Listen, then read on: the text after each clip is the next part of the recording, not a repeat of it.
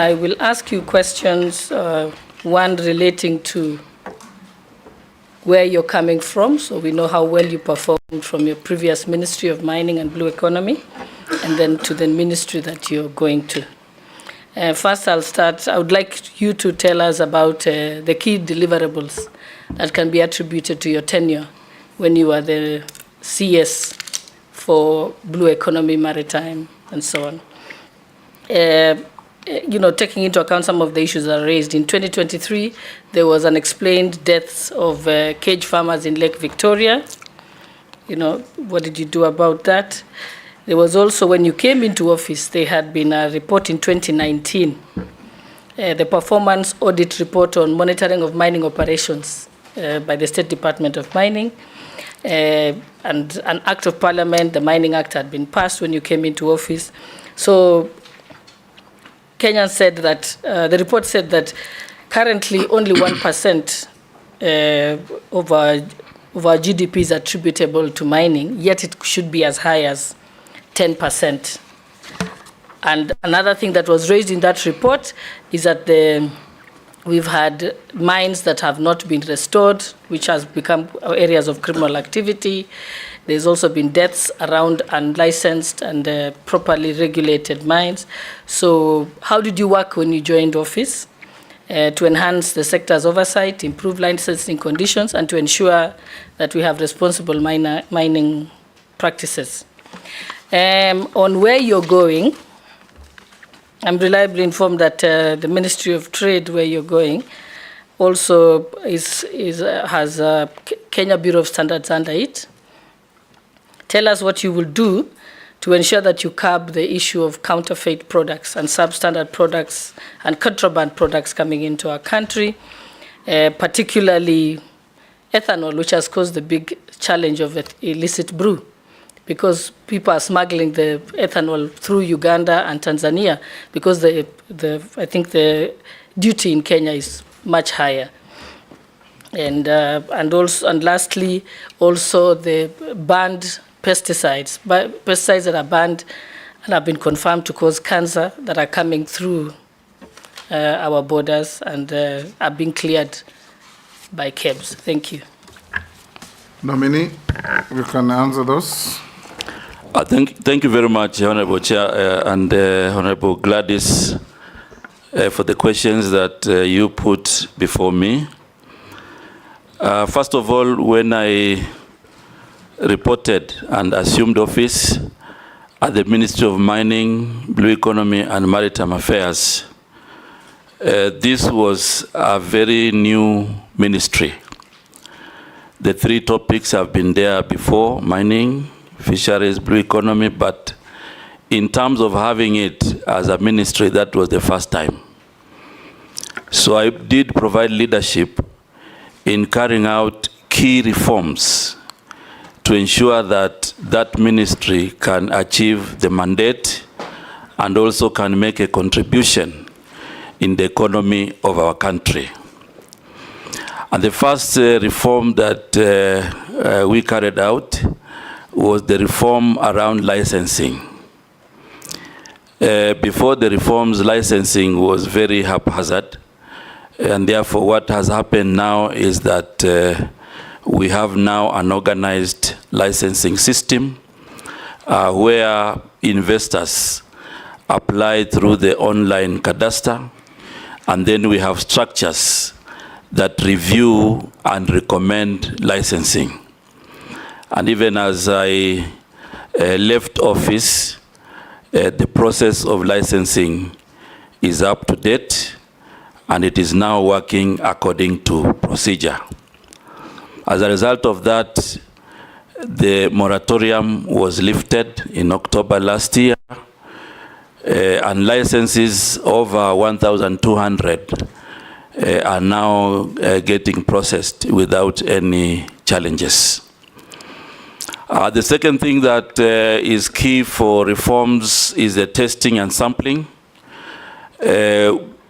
Investors had a lot of challenges, on testing their products, and therefore I led reforms that have now devolved 8 lab across the country. So now we have decentralization, and investors can easily now do their testing across the country.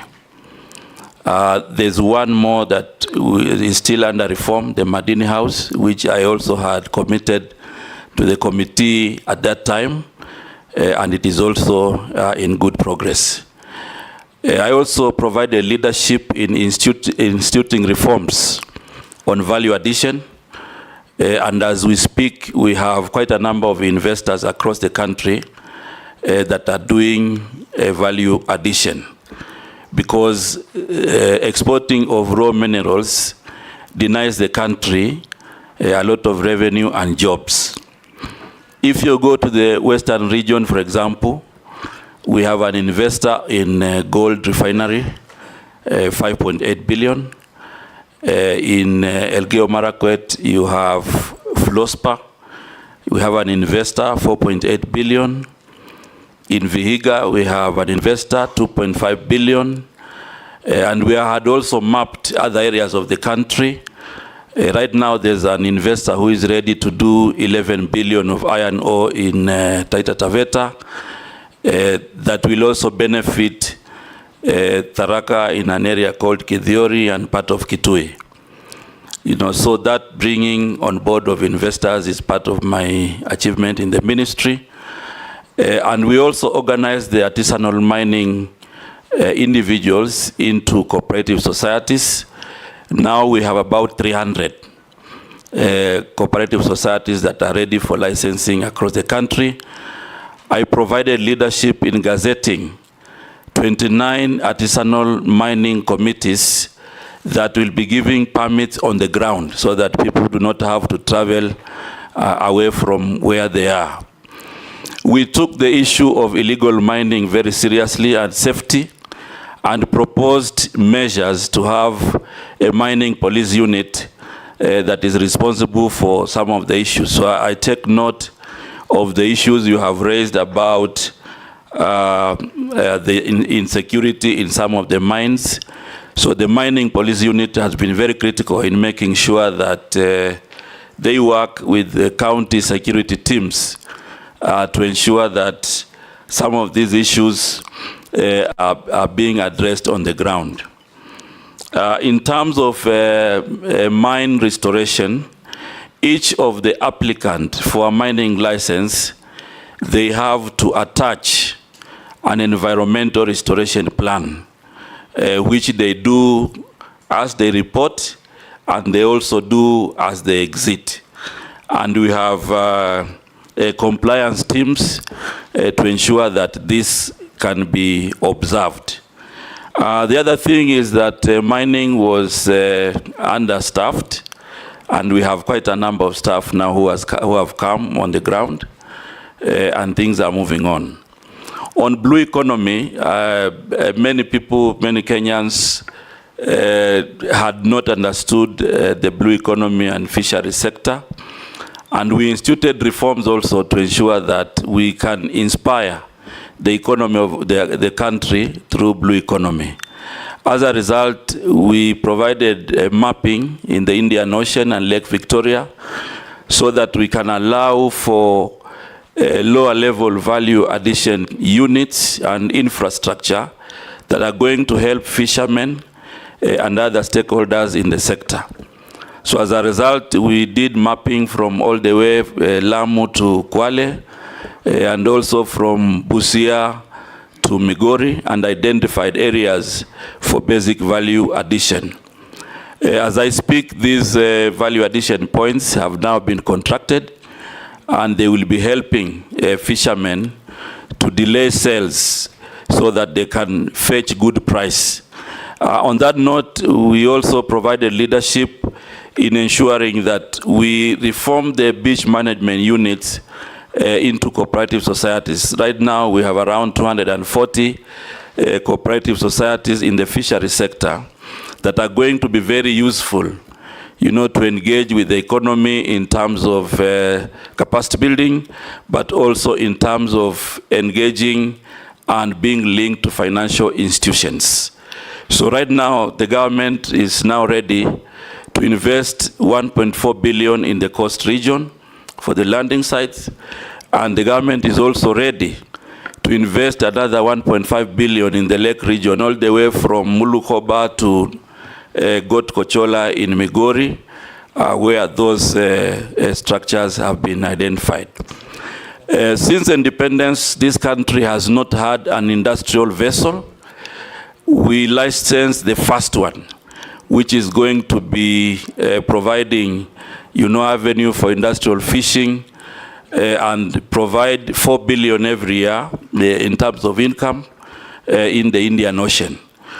Our target was to do 3 before the end of the year, but last 2 weeks we gave license to 1 vessel, and more are coming to ensure that we are able to inspire the potential in the blue economy sector.